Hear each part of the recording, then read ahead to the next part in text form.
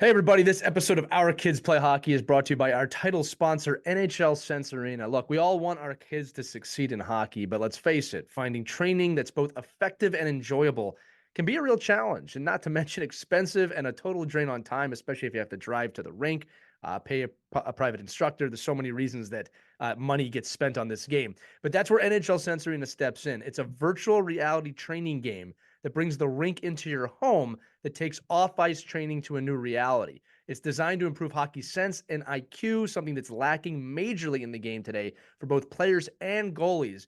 And you get unlimited access to over 100 drills and training plans from top coaches and players that can be played anytime, anywhere, with drills approved by USA Hockey player and goalie development directors.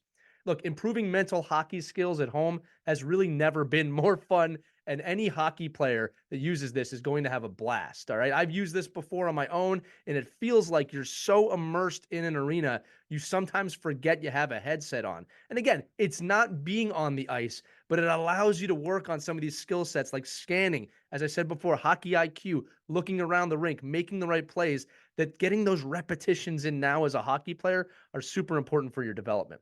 So NHL Sense Arena is giving all the listeners an exclusive offer for $50 off an annual plan when you use our code Hockey Never Stops at checkout. Again, that's Hockey Never Stops. All you got to do is go to hockey.sensearena.com. Again, that's hockey.sensearena.com. Use the code Hockey Never Stops, and you'll save $50 on your annual plan of NHL Sense Arena. Make sure to check that out and enjoy this episode of Our Kids Play Hockey.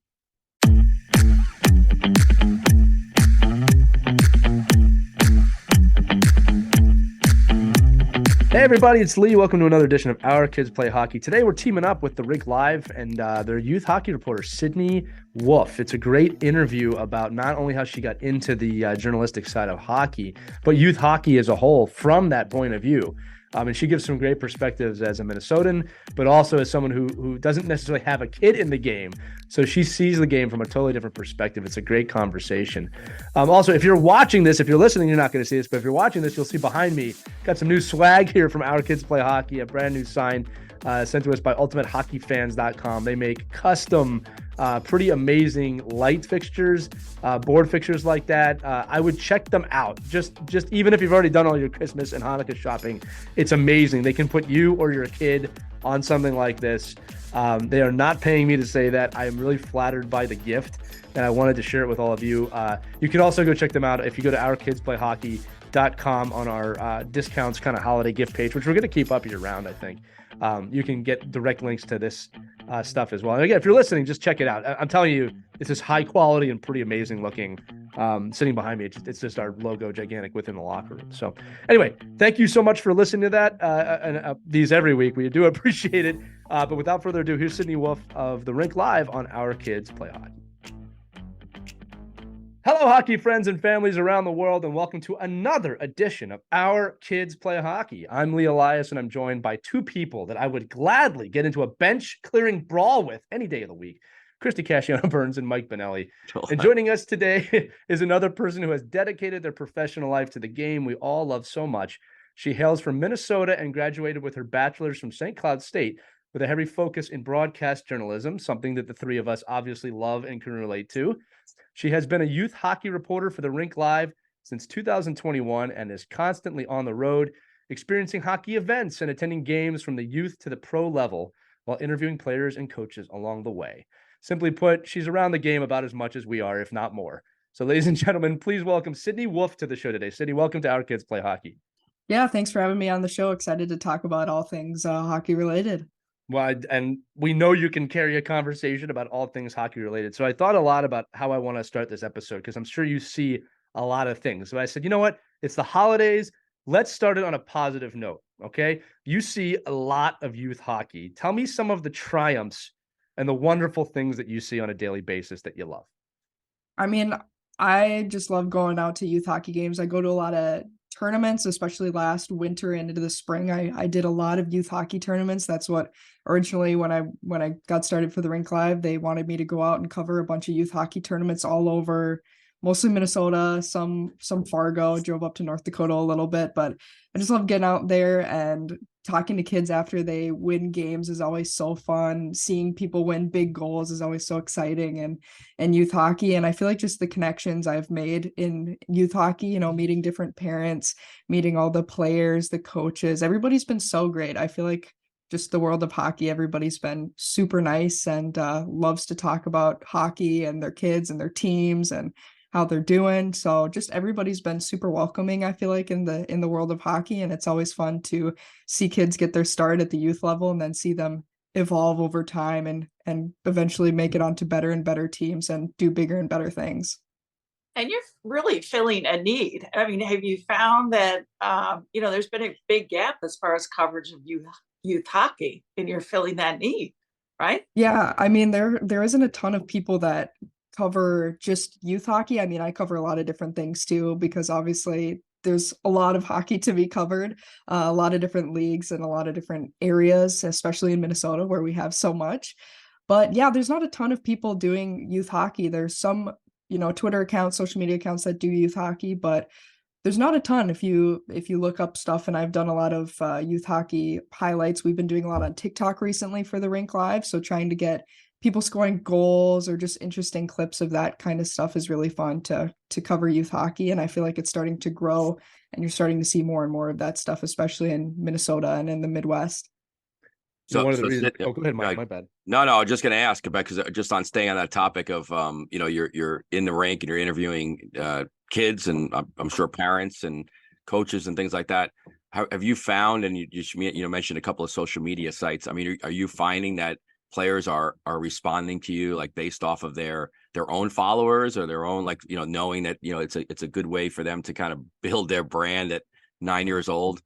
That are parents seeking you out in the rinks and saying, hey, you got to get my son or daughter on. She's got a great, she's got 800 followers on Instagram and be a great interview. Yeah, I mean, I feel like at first nobody really knew when I first got hired for the Rink Live doing youth hockey stuff, we weren't super like people didn't weren't super familiar with us out at the rinks yet, but now I feel like we've definitely built up a lot of our youth hockey coverage over the past year and a lot more people know me too when I go out to rinks now compared to when I first started. Nobody really knew who I was when I was going out to rinks, and now people definitely want to be on our TikTok page.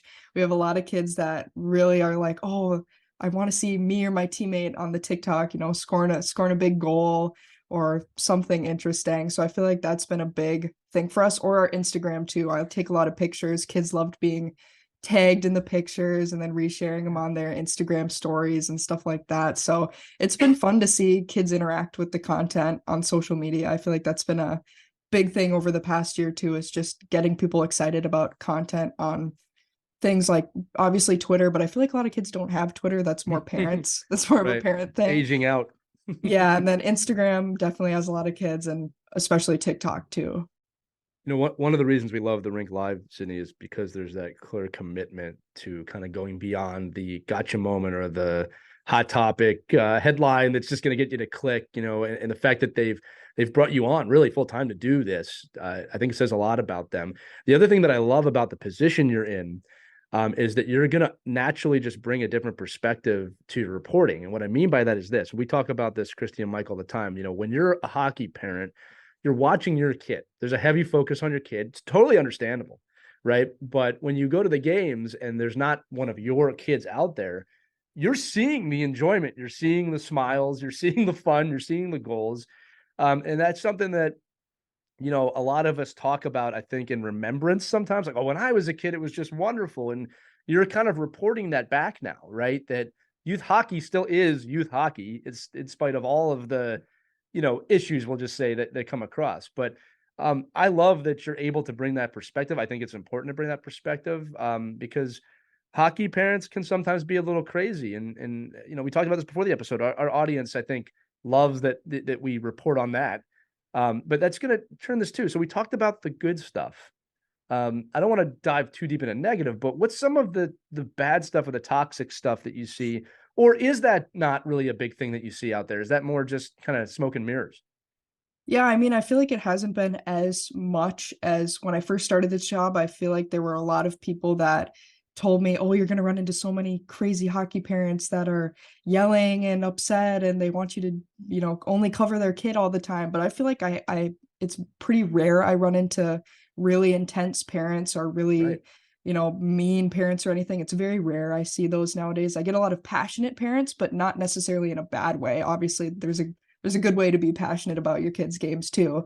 So I feel Right. like those have been, pretty few and far between. And when there's one, pretty upset parent or something more on the negative side, I feel like they're usually sitting by themselves, and it seems like not a ton of people want to associate with them nowadays. So that's kind of nice to see, because I had so many people warn me like that was going to be a big issue, and I feel like that actually hasn't. I'd say really the only negative thing sometimes is when we're covering girls hockey. I try and cover girls hockey a lot, or just as much as I cover the boys side of things. Sometimes on social media, you get boys who comment about girls being like, oh, well, they can't play or they're not good. And I always try and monitor the comments and delete anything that's just being negative or annoying, because I obviously want to grow the girls game and support them, because they also have tons of awesome players. So that can be a little interesting sometimes, is just monitoring social media comments at times.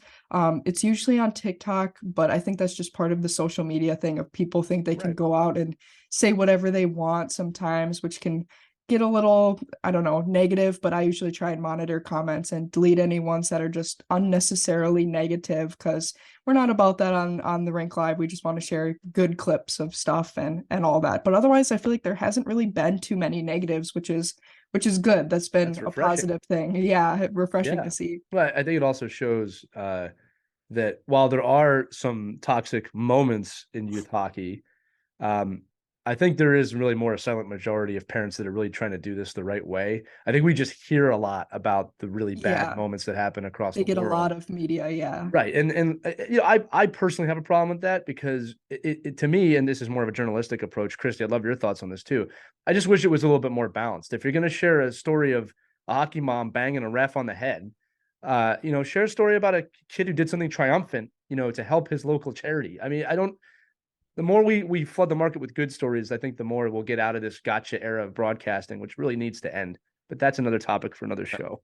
Yeah, I think Sydney's in that way in the world. I mean, just like her fellow Minnesotan there that we've had Tom Korski on in the past, just about, really thinking about social media and, maybe, and we've talked about this, Sydney, on our end. And I think, you guys have a lot of responsibility too with that you're educating those kids, right? You're saying, hey, listen, okay, that's a pretty bad comment, but, in 5 years, some college coach is going to be looking at your TikTok account and saying, I can't believe this young man didn't understand, what they were saying. I don't care if they're 13, 14, 15, I think. Yeah. And then also for our parents, right? If you have a 10-year-old on TikTok, maybe you should see what they're writing. I don't know, but Absolutely. I think it's just a matter of, it is a great, so the negatives are there, but the positives are, it's a great teaching moment and a great opportunity to show, how much good stuff there is. And I would agree, Sydney. I mean, I'm probably in the world of the rinks every day looking and going, okay, well, where is the crazy hockey parent? And there aren't that many. The problem is it's the one that gets focused on, and then a lot of us stand by and allow it to happen. So I think that the fact that you're out there and promoting all the good stuff that's happening and all the good kids and all the good plays and all the fun aspects of the game, that's really most of us. That's the mass majority of the kids in our hockey world, I guess. Yeah. So I love it. I guess start asking more questions. I always have comments. I've been noticing that You more. got a lot to I say, have a Mike. question. For go ahead. Sorry. Parents are just joining us, and on the East Coast, we're not that familiar with Rink Live. If you could tell us what it is, how you're trying to grow it, and how you became involved, that would be great.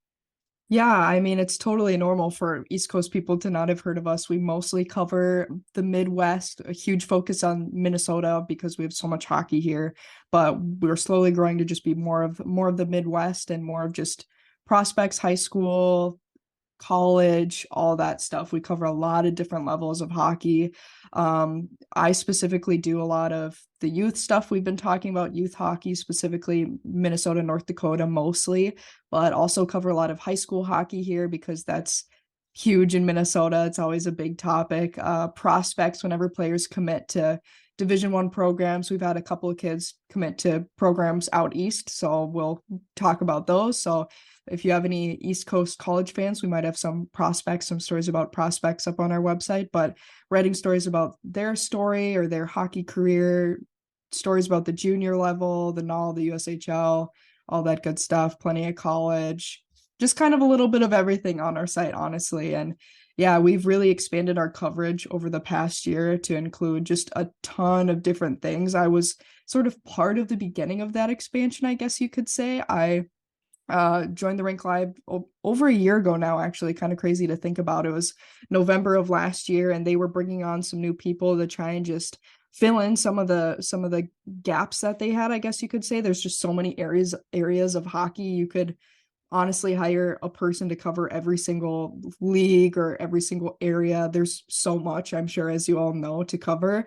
So I was just brought on to kind of fill in the youth and the high school and some junior stuff and all of that. I like to say that I'm kind of the Swiss Army knife, I guess, for the Rink Live. If That's there's awesome. something Yeah. that doesn't really like fit one other reporter or what they're covering, then usually I just try and do that in a way.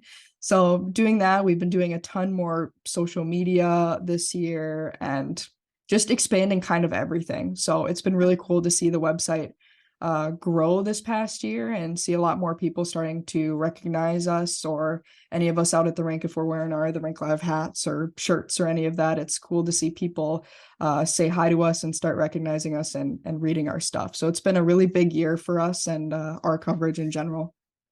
I always tell people on the East Coast that hockey is big on the East Coast, but I said, if you haven't been to the Northern Corridor, Minnesota, North Dakota, I said, it is the same as football in Texas.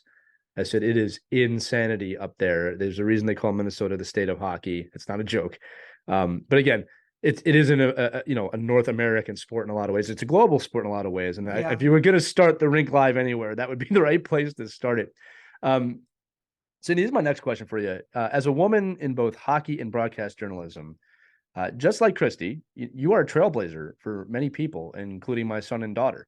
They see you doing this and it just immediately normalizes everything. So I'd like for you to talk to the parents and especially the young players that might be listening about why it's important to follow your dreams, but also how you can have a life in the game, even if it's not playing.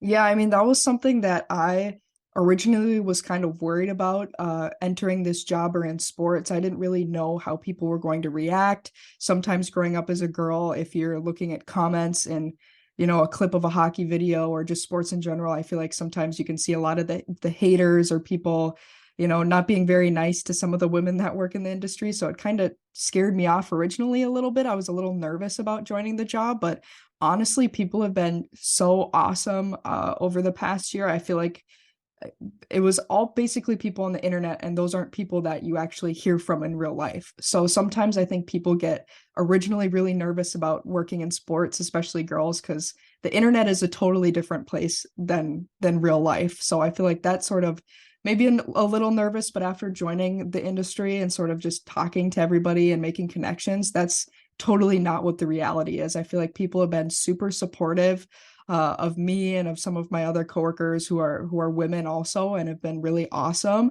and have treated me the same as they would treat anybody else, which is really cool to see. And yeah, that was definitely a worry of mine, but it's totally has not affected me at all, which is awesome. And there's definitely a place for women in sports, 100%. Also a credit to you because you do your homework and you do your research, so you earn that respect. I would say that's part of it too. I would say that's a huge part of it. One of the topics that you did a deeper dive into, which I would love to talk to you about, is the dreaded transfer portal. That's a really hot topic right now in college circles. My daughter's team experienced that last semester and actually kind of got bit by it, So what have you found as far as the good, the bad, the ugly with the transfer portal? Yeah, I mean, the transfer portal was such a strange, I don't know, it's still such a strange phenomenon that's been happening. And this spring, I was really interested in the transfer portal last year when it happened, but I wasn't necessarily working as a journalist or anything. I wasn't working for the Rink Live, so I just kind of watched it happen, but I was really interested in it. So this year when it started to pick up again and we started to see players saying they were entering the transfer portal, I decided, you know what, I'm really interested in this. I want to start sort of making a database with all the information on it for me, but I think there's other people out there too that are really interested in it. So I sort of started to make this spreadsheet, and now everybody on my Twitter always comments they always need more Sydney Wolf spreadsheets because I make a lot of them with just That's info. awesome. They copyright that while you can, by the way. Yeah, people just like seeing them. They're easy to make and they're a nice way to get information out there. But I made one on the transfer portal, and one thing about the transfer portal that makes it really hard to cover is it's not public information. So Right. I've never seen the transfer portal with my own eyes. I don't have access to the portal. I don't have a login where I can just see all the information. I'm pretty sure the only people that can see it, I think, are like college coaches, I think, Yeah. something like Yeah. that. Yeah. So I can't see it. I don't have any inside info. I basically just scoured the internet every day and tried to find all the leaked information and compile it into one place because nobody else was doing that. So I just sort of saw a need that people had. They wanted to see transfer portal news. So decided to make a spreadsheet, and it blew up on Twitter. Honestly, I had maybe 200 Twitter followers before I made this transfer portal spreadsheet. And then that really just took off. And actually we're recording this today, which I'm sure this will be out in a little while, but we just put out a story on the Rink Live where I basically took all the transfer portal, the final portal, because now we know who's on what team now, who transferred, who didn't transfer, all that good stuff. And I crunched a bunch of numbers and found some patterns and some percentages, and it's a really nerdy story, but a lot of people It's were a great interested in story. seeing It's that. fascinating. Yeah. So yeah, we've just been doing a ton with that because people on Twitter are so interested in the transfer portal, and I have a feeling it's going to get pretty crazy again next year because of that COVID rule where players can get an extra year of Right. eligibility. You don't have to sit out a year now usually. I think maybe there's a Right. couple of circumstances where you might, but transfer portal is crazy, but people love hearing about it, and it's really fun to cover, going like, oh, I wonder where this person's going to go. We'll see. And see Yeah. how they work out now. Did you come away with any takeaways? I mean, did you find it damaging to a lot of teams? I mean, honestly, I think for the most part, when I've talked to a lot of people about the transfer portal too, we think for the most part it's a good thing. You've seen this year in college hockey, especially on the men's side, but some in the women's side too, that there's been a lot of chaos and a lot of like huge upsets week after week after week this year. And it's not just like, oh, well, this is the number one seed, they're gonna beat this team no matter what. There's been a lot of upsets this year and a lot of teams splitting every single week. And I think that's because if they're like, well, our defense is not so great, our defensive core, we had a lot of players graduate or leave, they can just go out and get a player who's already played college hockey instead of bringing in a fresh like 18 to 20-year-old into their program. So a lot of these teams who maybe weren't able to compete with the bigger colleges and stuff are able to do a little bit better and address some of their needs quickly through the portal.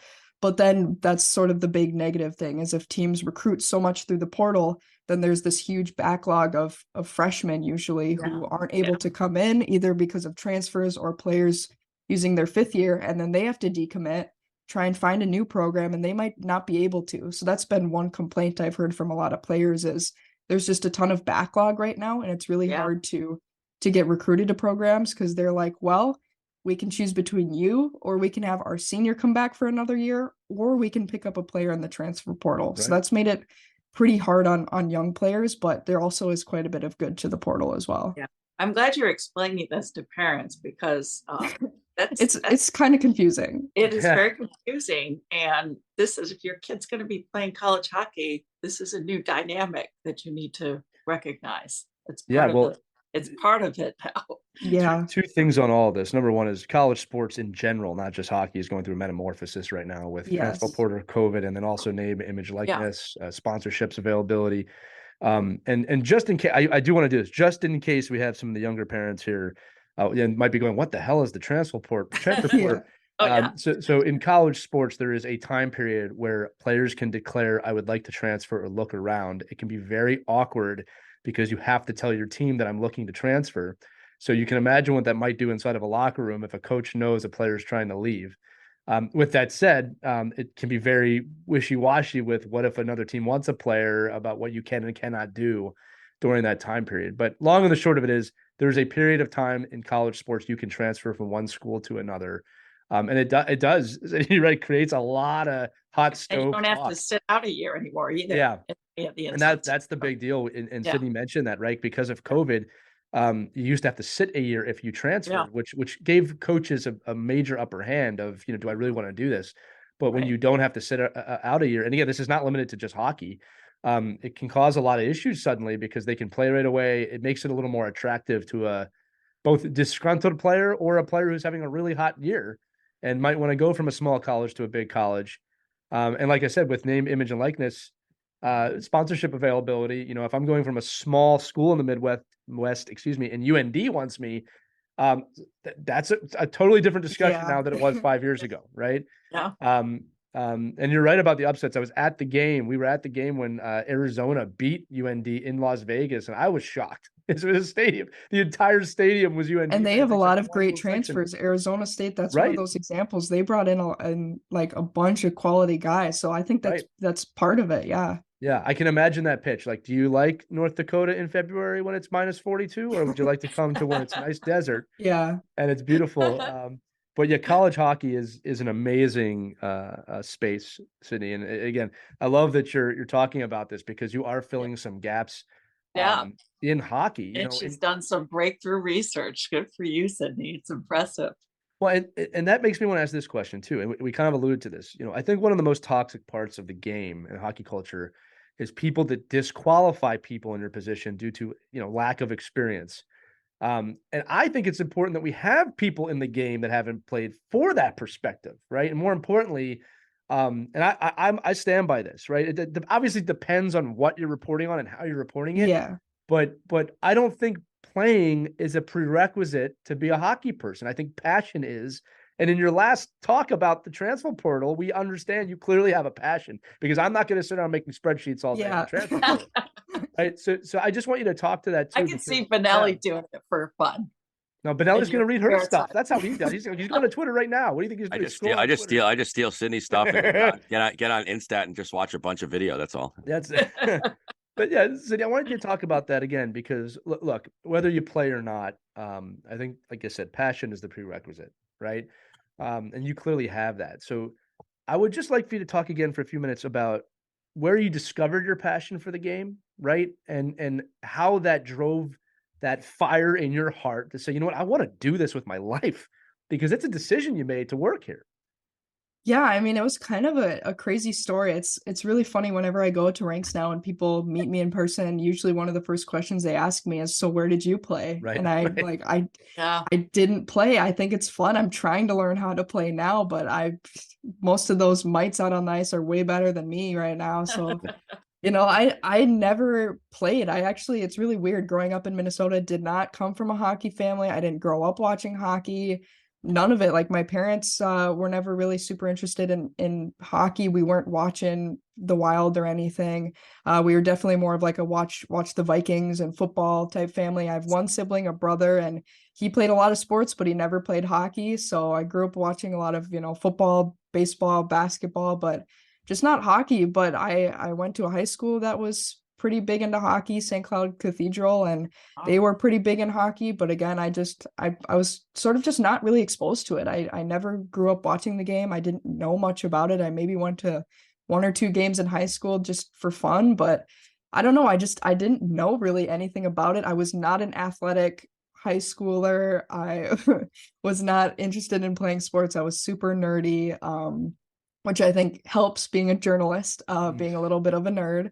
But I went to college at St. Cloud State, and that was the year I think they cut the football team or something like that. And if you go to St. Cloud, nobody was really watching any other sports besides hockey. Hockey is what people want to watch at St. Cloud State. So went to a game my freshman year, didn't really know how the game worked, to be honest, but watched the game and really just sort of fell in love with it at St. Cloud State watching the Huskies. And that was the year they were undefeated at home, I think. So it was a really great year Yeah. to get into watching the Huskies. Unfortunately, they were painfully upset at the end of that season. But I really just fell in love watching St. Cloud State. And then St. Cloud, if you're from the Midwest, you probably know this, but if you're on the East Coast listening, you probably wouldn't know this, but St. Cloud has a really good media program and mass comm program. We have a ton of TV people, journalism people, kind of just all of that. So if you look around hockey, I can name so many people that I went to school with that are St. Cloud State grads. So I sort of just started doing radio, TV, journalism. I always loved writing and public speaking. So did that and then started to really like hockey and just kind of combined everything and eventually ended up where I am now, became sort of a super fan and used my writing skills and my internet investigation skills, and that sort of combined to where I am today, I guess. So a weird but I love it. fun I journey. love it, and I'll tell you why. And because I look, I'll give an example. Caitlin, our producer, is in a similar boat, right? She's been in the game for a few years, and she does so much. And anytime someone gets a little snarky, I get a little big brotherish with these things, and I go, "What have you done in the last 2 years?" Yeah. I'm like, Sydney Wolf has been writing daily, if not more. Caitlin Reese is going to every home game for a Flyers team that is not the Flyers. Yeah. and you know, doing all these things. I said, what have you done lately? And then on top of it, again, well, I'm getting a little toxic right now, but on top of it, I'll say this too. And this, Christy, you'll love this, right? Christy went to Syracuse. I went to Montclair State for broadcasting. Mike went to the School of Hard Knocks with us. If anyone out there is wondering, majoring in broadcasting is very similar to being a professional athlete. It is a grind to be a broadcasting It definitely major, is. right? And I'll tell you what, you have to love it. You have to love it. So anytime I see someone in the game that has gone through that and is doing the game, I just, you kind of know they get it, right? Because every broadcasting major I've seen runs like a job, right? They don't run it like It it's does, school. yeah. It's like if you miss the show, you are out of here. You are out of the major. Everyone I've seen. So I just wanted to nod to all the broadcasting, mass comm, journalist majors out there, Oh, yeah. as the three of us who have gone through it. And again, Mike, you're right there with us, buddy. Being on this pod, you've been on every episode, so we're gonna make that count. But yeah, no, City, Commitment. It's a big commitment. It is. I mean, I think Sydney, like what you're following, you know, what you're getting now with your followers is you're gaining, you know, the trust that Right. they're doing, that you're doing all the work for them, right? So they can trust that you put something out there. Okay, well, she did her research. She's upfront and honest, and she has information I can actually use. Like, this is really, you know, it's not just value. you know, your comments and commentary, but I think that, I mean, do you find that, like, that your passion, that when you see other people that are in the sport, like when you're in the booth or you're walking around the rink or you're having these conversations, I mean, do you feel like there's a little you know, backlash to you sometimes? That, I know I played hockey my whole life, and I know this, like, what makes you the expert? Is it just because you can research the internet? Like, what makes you the expert you know, in this field right now? What I mean, what do you feel the qualities are that you're doing that other forget about broadcast journalists, just other Yeah. people that want to get into the sport of hockey or any sport that didn't play? Like, what are the attributes you think you bring to the table that can help people understand, you know, how you got where you are right now? Yeah, I mean, I don't think I've really seen anybody who's been like bad to me or anything saying, well, you didn't play, so what would you know? Everybody's been honestly really awesome and has been really fun to talk to. But I feel like just the biggest thing I've done to at least just make a name for myself in the industry. I mean, you can do whatever you want, but I feel like the way that I've really gotten people's attention and brought people to my page is just sort of compiling information that nobody else wants to compile in a way, but just sort of finding Right. an area that you want to be sort of an expert in or something, especially if you see a need. For me, it was the transfer portal, or now I'm doing a lot of work on compiling NAL, or North American Hockey League tenders, and compiling that into one place. Just sort of finding a need, seeing that nobody else might be covering that, or finding a story that nobody else might be talking about. Because in hockey, there's plenty, and there's not, unlimited reporters for hockey. So just finding something that nobody else might be talking about, nobody else might be doing work on, and just sort of going out, try covering that. And if nobody else has information on it and you do, then people want to follow you and people want to listen to you. Yeah, so just I mean, so and that's how that's how I would equate it to like in the hockey world, the I was actual just thinking that, coaches, Mike. right? The coaches I was all just want to thinking coach. that. They all want to coach 18U AAA. Yeah. Right. They come in and go, oh well, what would you like to do here at the organization? Well, how much do you pay? And then I'd like to coach the 18U AAA team. Yeah. I'm like, well, what but I think the most successful coaches that I've worked with, the ones that get into the game, are the ones that go after the kids and the programs that nobody else wants, and they make them great. Like they Yeah, go you in got and to they start find with that. like I'm going in and I'm taking like the all the learn to play kids, and I'm going to make it the best learn to play program there is, and then I grow with the 10U, and then I could maybe coach a tournament team, and then I get to go in. But it seems like everybody that gets out of school or wants to get into a new role just says, well, yeah, just give me the best program, and everybody knows about it, so I'll just keep doing what they're doing. You're actually finding a need that nobody else really. I mean, I obviously the way to make you sound, I wouldn't want to do what you're doing. Yeah. It sounds like, well, who the hell wants to do that? But all of a sudden, you find everybody needs it, right? So I think it's great that you're doing that. Somebody says, oh wow, look what this person's done, and now I can actually benefit from it, and just keep feeding her, like keep doing this, keep doing this, keep doing this. I think that's just I look at the way when I work with coaches every day, like that's exactly the way I would describe to them.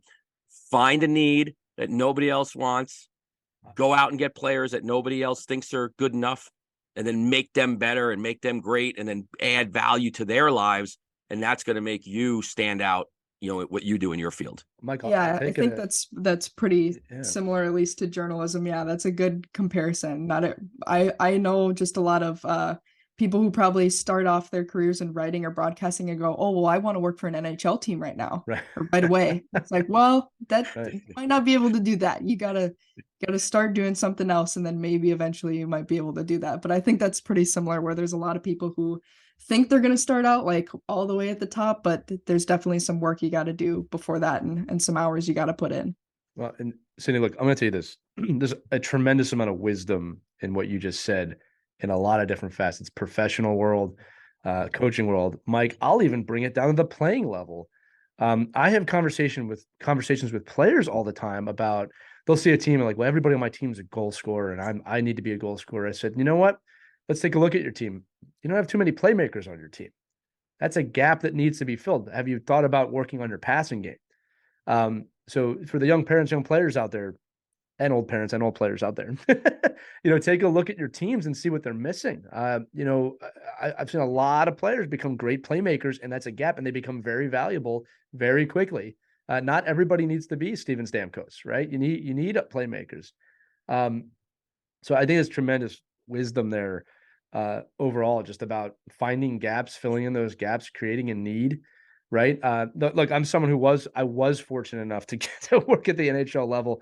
And I'll tell you what, as I've descended that mountain to other levels and non-NHL levels, I've had a lot more fun, I think, at those levels. It's not a shot at the league. It's just, you start to really realize, why am I doing this? Yeah. The NHL is the kind of the beacon on the hill for a lot of people. And it is, don't get me wrong, but there's a whole mountain of stuff. Right. And it just doesn't need to be done for status. Right. And if you want to get to that point and you work hard, you can. So Cindy, with that said, it's kind of, transfer into this. Yeah. You've experienced a lot of hockey now and a lot of hockey events. So what are your favorite hockey events and why? Well, I've seen so much hockey over the past year. It's kind of crazy. But obviously, as someone who was a St. Cloud State fan, I love just watching the Huskies. They're always going to be my favorite team to cheer and to root for, just as a fan. And being from Minnesota, watching the Wild, obviously that's a favorite. But Minnesota high school hockey is awesome. I mean, if you ever come to Minnesota and you're a hockey fan, you're not from here, I always tell people, I've had a couple people say, oh, well, if I come to Minnesota, what should I go watch if I want to watch hockey? I've never watched it. I'm always like, you got to go watch the Minnesota State tournament. It's just such a fun, huge experience. And you don't even have to know any of the teams or any of the players. You can go and just experience a huge arena filled with people watching great hockey games. And it's so fun. But youth games are awesome. And then this summer too, I had awesome experiences driving out to Sioux City and Madison to cover the USHL Clark Cup. That was an awesome experience to be able to watch all those games and to be on the ice after Sioux City won the Clark Cup. That was really cool to experience that and to talk to players that are emotional. They just won this huge trophy. That was really fun to watch and to see all those games. And some of those players are getting drafted now and doing well in college, which is cool to see. And I also had a favorite experience this summer. I got to watch also in Madison, the women's U18 World Championships was there. And that was super cool to see all these women from different countries competing with each other. And that was some really fun hockey. And I know the players loved it, and seeing their faces light up when they heard the whole arena chant USA and stuff like that. The USA Canada game was awesome. So I've seen a lot of really, really fun hockey this year. And I'm sure there's plenty more coming up that I'll see too, but love the Huskies, love high school. There's just so much awesome stuff to watch out there. I can't really just pick one. It's a great Right. answer. I was wondering if we could talk a little bit, if we go back to the youth hockey leagues.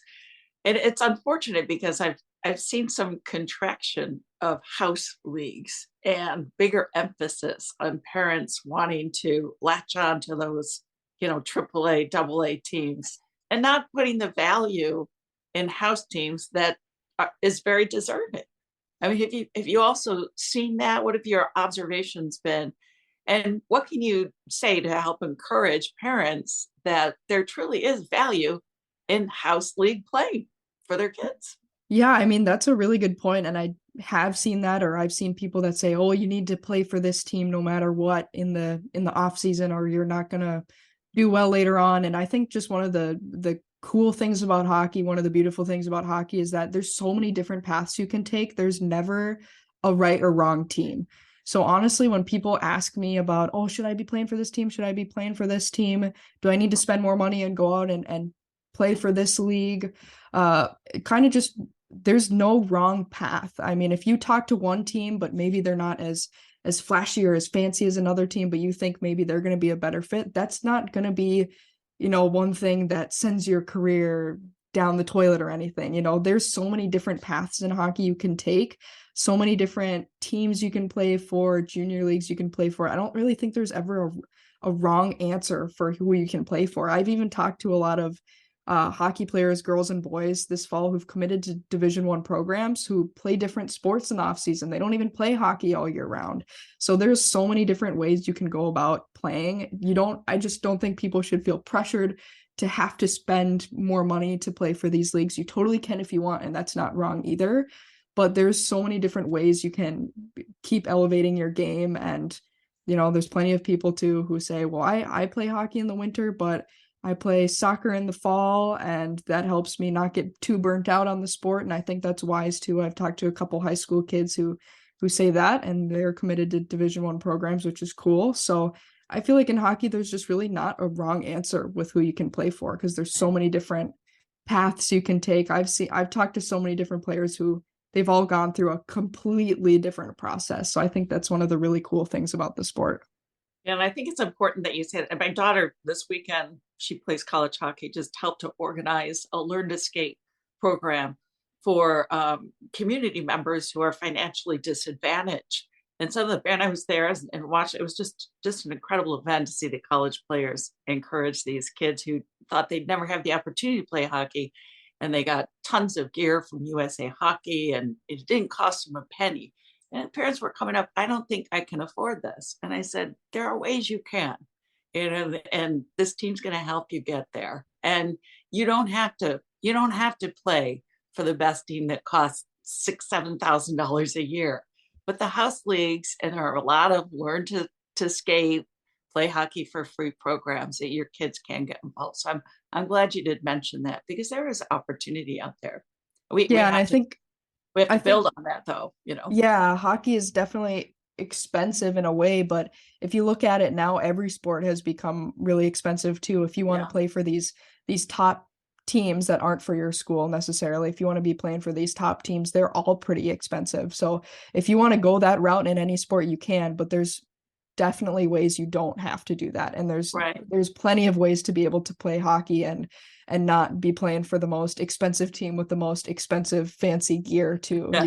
You don't have to be doing that. You totally can. That's not a wrong option either. But yeah, there's plenty of ways for people to get involved and to get playing the sport.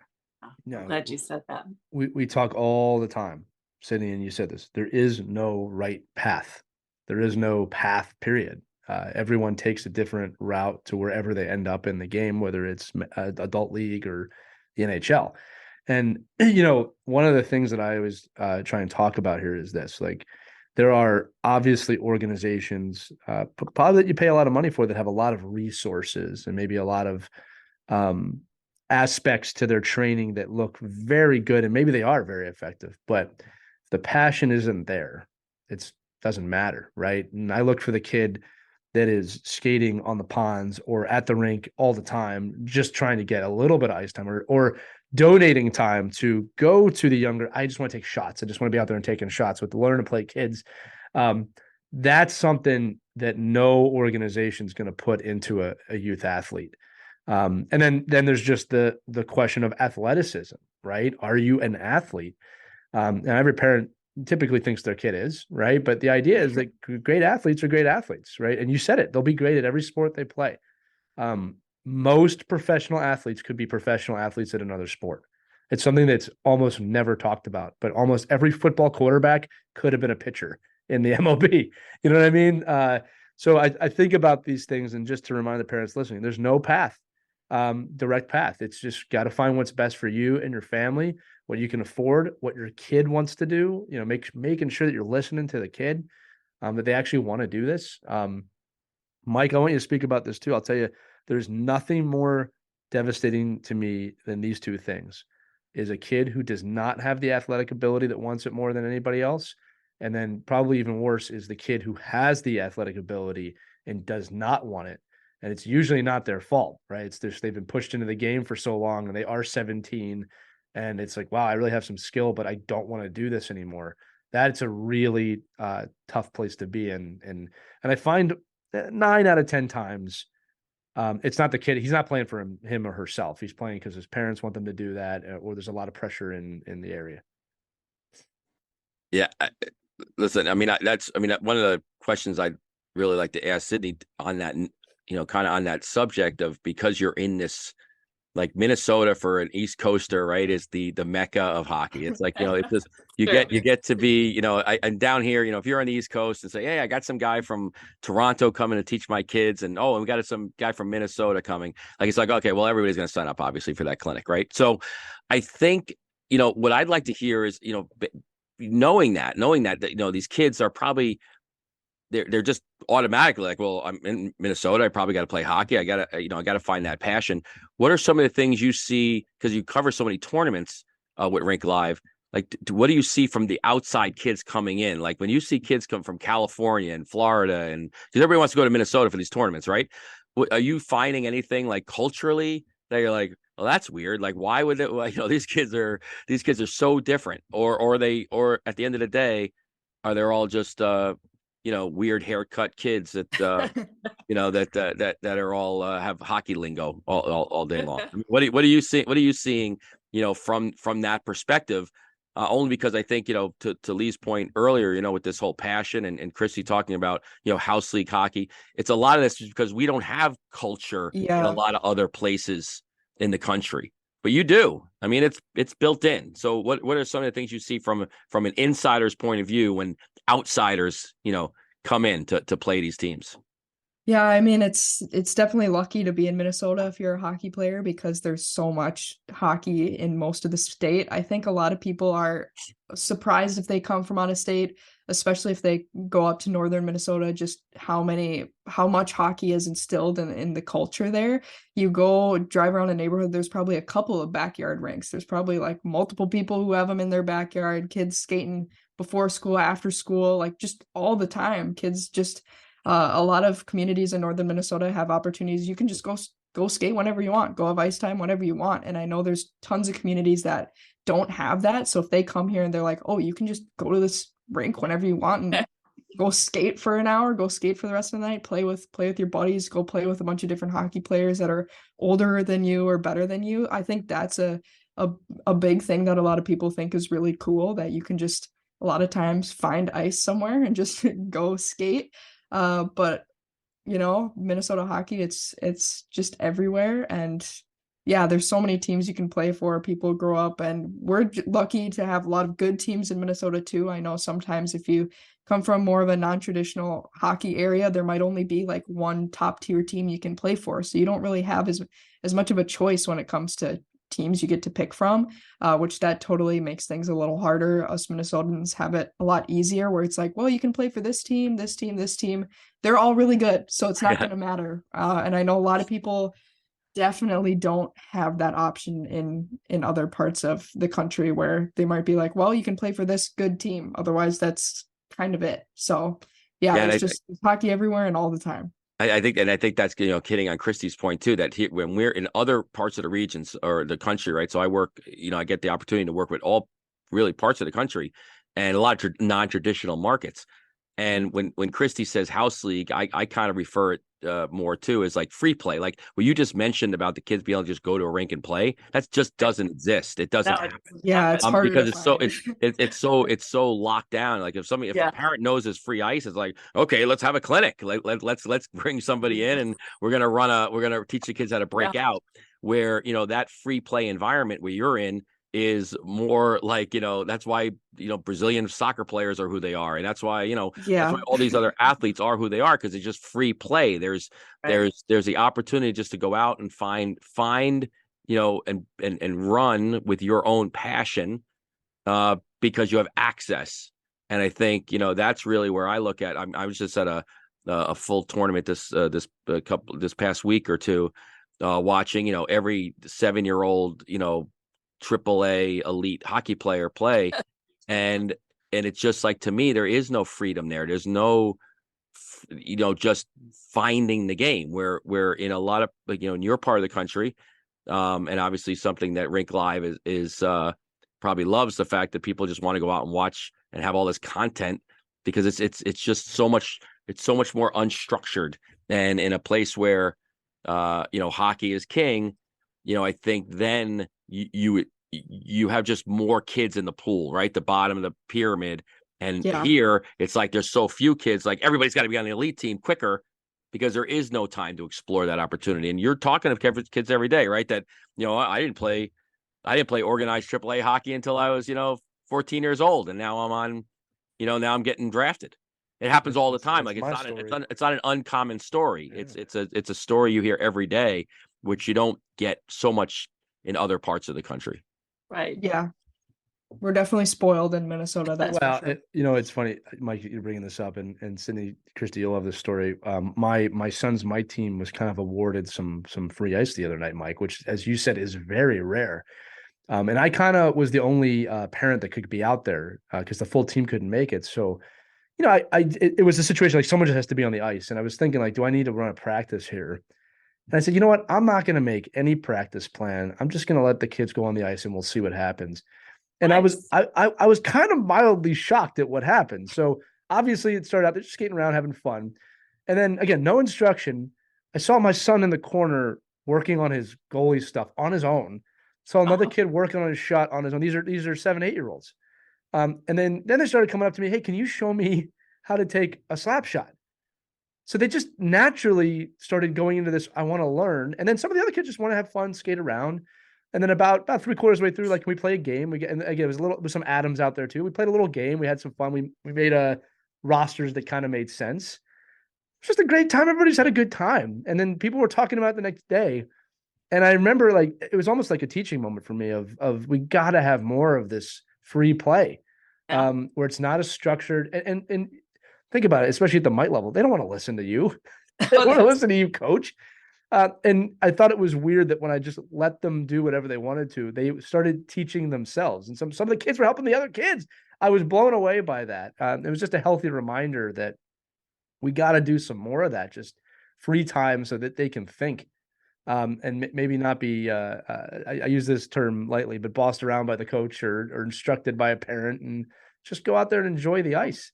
Yeah, I That's a think that's a discovery big there. thing. Yeah. Yeah, it's Yeah. just making sure kids don't get too burned out like too early, especially Right. because here in Minnesota we're so spoiled. Kids can go just play freely a lot of the time, but I know obviously in a lot of other places that that doesn't happen. So whenever they're on the ice, it's for a game or for practice, and that's Right. the only thing you're doing when you're on the ice is going through those routines. And I think it's hard to sometimes be like, okay, well, you got to also like being on the ice and hopefully try to not Right. get too burned out, and then lose your passion, because obviously kids need to always like it. If you don't like it, you're not passionate about it, then things, yeah, start to not be so great. But Right. that's a tough thing too, is just making sure things are fun for kids sometimes too. Yeah, I was just saying, in Pennsylvania, we might get a pond once every 5 years. In Minnesota, you Yeah. get a pond for 2 quarters a year every year, and Yeah. it's intense. Sydney, my final question, and then Mike, Christy, I'll throw it to you if you have any more. I just want to talk about the Rink Live again. You alluded to this earlier, talked about it. I'm just curious about their mission, and why you chose to work for them, because it's a big step in your profession. I'm sure you didn't take that lightly, as you said, right? Tell us about the Rink Live, why it's awesome, and again, their mission, like their vision, what it is they're trying to create. Yeah, so the Rink Live, like I said, we've been expanding a ton. So we're just trying to be basically the source for all like Midwest hockey news, but we have mainly a ton of college coverage, which is what made me really like the Rink Live in the first place. Before I worked for the Rink Live, I already was following them. I already read a ton of stuff from the people I work with now. I was already super interested in reading about St. Cloud State and the Gophers and Minnesota Duluth and North Dakota, and reading what's happening with all those teams, because we're kind of the main source for news on those college teams in particular.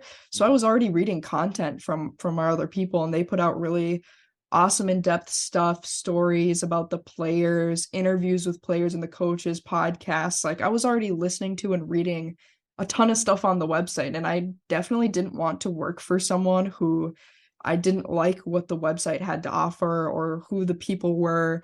And I didn't really know what to expect going into like applying for the job and the interview. But in my interview, I definitely felt like everybody that worked there was really great. And again, being a woman in sports, sometimes you gotta test the water a little bit with the people you're working for. You want to make sure they're not going to be, discounting you or be weird to you at all. And I didn't get that at all from those guys. They were all super awesome to me. And I think I made a great choice because the people at the Rink Live are like some of the nicest people I work with. We have a ton of fun every week when we get on like our staff calls, we're discussing ideas. Like we all just get along really well too. So I think that was a big part of it, is just working with people that you like what they write, you like what they have to offer, and they treat you nice, and we're all kind of like our own little like group of people who all really like each other and enjoy each other, and we don't have like coworker beef with each other all the time, or some companies where everybody has issues with everybody else. Like I feel like we all just get along really well, and they're all super awesome to work with. So we've just been trying to expand Midwest hockey coverage and get into all different leagues, youth, high school, juniors, pro, college, trying to get a little bit of everything. So yeah, mostly focus on the Midwest, but we're growing and growing every single day, which is really cool to see. And yeah, originally was just a reader of the website and thought I would fit in well there, and then it ended up working out pretty well. That's fantastic. I would say they're doing it right. They're doing it right over there. That's one of the reasons we wanted to have you on and kind of dive into it a little bit. And I was gonna say, do you remember any of the interview questions they asked you? Anything stand out, or is it pretty Oh standard? gosh. I think I was really nervous, to be honest. Like I think I present myself well in interviews, but I was definitely really That's because you nervous. wanted it. You wanted it. But for me, it was Yeah. kind of awkward too, because they're like, because I always get the question of, "Oh, did you play?" And I'm always worried somebody's gonna be like, "Oh, you didn't play hockey. You don't know what you're talking about. Get out of here." But they were super good, because I was like, "No, I didn't play, but There you go. give me a chance. Give me a Right. chance. I'll know what I'm talking about. I'll research everything. I do my Yes, you work. did. Don't Yeah. don't worry." So I definitely was a little worried about that, but it ended up all being okay. That's the passion I was talking about, which you clearly have.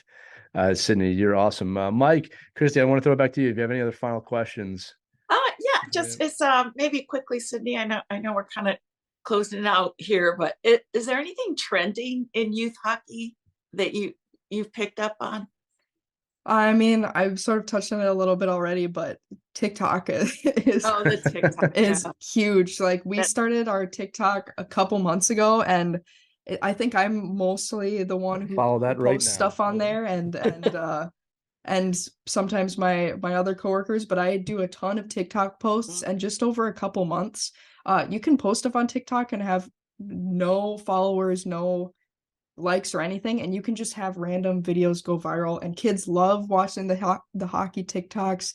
They love seeing game highlights and goals, and it's insane. I posted a video yesterday that I didn't even think was that good of a goal that I filmed on my phone at the rink, and it already has almost 30,000 views. So I'm looking TikTok at this. is- I'm looking at it right now. This is or cool. one of my coworkers would film, I think he filmed just a video of the crowd at the UND Arizona State game, or someone did, and he uploaded it, and that got over like 100,000 views. Like it's just really random how things Crazy. just blow Yeah. up on I'm there. looking at this. This is a pretty run-of-the-mill goal. And it's kids got love to 30,000. comment and find their teammates on their TikToks and comment, be like, I know that guy, or like, nice Oh my goal. God. And like, Yeah. it's been really fun just seeing all the kids like interact with themselves on that TikTok, or they'll be like, oh, I could have scored that goal. They also love to be funny in those comments too sometimes. Or one time I said, is this a goal or is this a no goal? And people will be like, good goal, no goal, good goal, nope. Oh, Like yeah. they love to just argue too about stuff like that. Yes, they That do. It's sounds super pretty- funny, but TikTok is kind of our newest big thing, because Okay. videos just randomly take off on there, and it's kind of wild. It's sort of its own beast. Well, you have another follower as of 13 seconds ago. Okay, I cool. don't just have to a make sure. TikTok account. Yeah. I'm still on it- Instagram. It's It's definitely fun. a It's fun, Christy. youth-centric, Yeah. atmosphere. A lot of kids on there, but a lot of good hockey stuff on TikTok, honestly, if you get Yeah. sort of a chance to deep dive on there. It's like America's Got Talent in 15 seconds over and over again. Pretty much, Yeah. There's a lot of fun stuff up there. Mike, anything else before I close it out? No, I love the interview, and I Sydney would love what we were doing. I think it's I'm gonna download the transfer portal information today and Yes. start looking like I'm smarter than I am real quick. Awesome. We're gonna start saying, about where kids are going. Do you read Wolf? Do you read Wolf? You don't read Wolf? You gotta read Wolf. It's pretty, You don't know that this person transferred and why they did that? Yeah. Oh, come on. Well, you know who does? Wolf. No, Yeah. Sydney, you were fantastic, and I just want to thank you for coming on today, because again, we love what you're doing. We love what the Rink Live is doing, and we love celebrating people in your position, because it needs to be done more. So thank you so much for joining us today. Awesome. Thanks so much for having me. So that's going to do it for this edition of Our Kids Play Hockey. I'm assuming we have some new maybe Midwest listeners on here today. So as we always say, we're not just three condescending Northeast people. We do like to hear from you. So if you want to email us, team at I'm ripping my War Road thing right now. Come on, this is my yeah, we're sucking the up. other way though. If you want to email us any questions, concerns, thoughts, topics, interview people, anything, if you're new to the show or old to the show, team at ourkidsplayhockey.com. Send it into our inbox. We love it when we hear from you. And you are a lovely audience as always. And with that said, we're going to close this one out. Ourkidsplayhockey.com for all the episodes, or check out wherever you listen to podcasts. We're there too. Thanks so much for listening. For Sydney Wolf, Christy Casciano Burns, and Mike Benelli, I'm Lee Elias. We'll see you on the next episode of Our Kids Play Hockey. Take care, everybody. We hope you enjoyed this edition of Our Kids Play Hockey. Make sure to like and subscribe right now if you found value wherever you're listening, whether it's a podcast network, a social media network, or our website, ourkidsplayhockey.com. Also, make sure to check out our children's book, When Hockey Stops, at whenhockeystops.com. It's a book that helps children deal with adversity in the game and in life. We're very proud of it. But thanks so much for listening to this edition of Our Kids Play Hockey, and we'll see you on the next episode.